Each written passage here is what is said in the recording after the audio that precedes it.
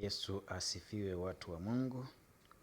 Natamani leo tushirikishane somo moja ambalo pengine bila shaka umekuwa na miaka mingi ambayo umekuwa ukiona kawaida, lakini leo nataka ni kufahamisha jambo moja ambalo litakusaidia kwa namna moja ama nyingine. Na jambo hilo ni moja tu. Tutaenda kulipata kutokea kitabu cha Mwanzo tukitumia mfano wa Yakobo. Na kabla sijaenda kwenye mfano huo ama sijaenda kwenye maandiko hayo kukupa kifungu gani, nikwambie kwamba sehemu ulipo ukiona umekaa zaidi, miaka inaenda, miaka inarudi, miaka inaenda, miaka inarudi, huoni matokeo, ujue kabisa unalazimisha sehemu ambayo si ya kimungu ya wewe kutafutia ama kufikia mafanikio yako ama kutafutia riziki yako. Na sana sana ukisikia moyo wako ndani unagoma, yani ni kama unalazimisha kufanya 1, 2, 3 ili uwepo pale, uendelee kuwa hapo, lakini au uendelee kuwa miongoni mwa kampuni hiyo, miongoni mwa taasisi hiyo, miongoni mwa kazi hiyo ambayo pengine unaona unaifanya, lakini moyo wako unakosa amani.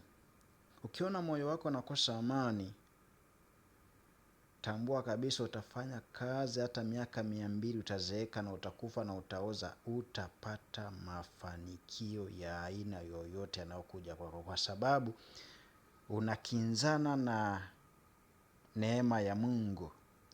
Neema ya Mungu ni kwamba Mungu ili akuthibitisha kwamba pale unapoenda, pale unapofanya kazi, pale ulipo utatumia pale kuwa sehemu ya wewe kufikisha kwenye hatima yako, ni pale unapofika sehemu hiyo ukasikia amani ya moyo. Yaani amani ya moyo inakuja kabisa, unasema kama vile umetua mzigo, nimefika. Lakini ukiona unaenda sehemu alafu moyo unashtuka, kuna nini? Ujue kabisa bado hapo na nafasi kubwa ya kutafuta uso wa Mungu, kuelekeza ni wapi ambapo unapaswa kutafutia riziki yako, kwa sababu utajikuta unafanya miaka na miaka lakini hakuna mabadiliko, kwa sababu hakuna njia iliyofunguka kwa ajili ya kuelekezea wewe baraka zako. Badala yake utakuwa unaendelea kutumika kwa ajili ya kuwanufaisha watu wengine. Kwa hiyo nini ambacho unapaswa kujifunza? Kama unaona na una amani sehemu ambapo unafanyia kazi, ni mara 100 tu ukaacha. Na kama unaona pengine, unajua vijana wengi akili zao ni ndogo, anafikiri mafanikio ni pamoja labda uende kwenye taasisi kubwa, uende ukafanyeni. Kuna mtu anauza maji lakini ana amani ya moyo na ana maisha mazuri kuliko wao ambao uko kwenye taasisi ambao unapanda ghorofa juu ya ngapi kule eti unaenda kazini. Lakini sasa nataka nikupe mfano mmoja kutokea kwenye kitabu kile cha Yakobo, kitabu kile cha Mwanzo. Kitabu cha Mwanzo sura ya 31 pale. Anzia mstari wa 1, lakini utapata kusoma vizuri.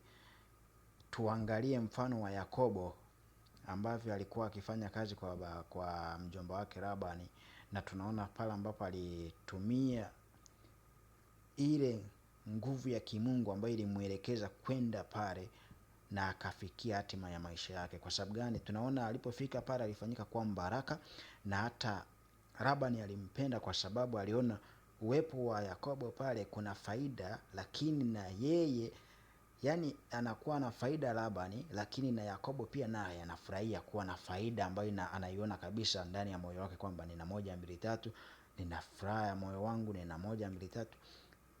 Kupitia hicho tunakuja tunaona mwisho wa siku wanawekeana sasa, hizi baraka zinaenda kuwazidia. Wanawekeana ahadi ya kwamba akizaliwa ng'ombe mwenye mabaka huyo atakuwa wa Yakobo, akizaliwa wa kawaida atakuwa wa Labani. Na tunaona wote baraka zinawang'ang'ania. Kwa sababu gani?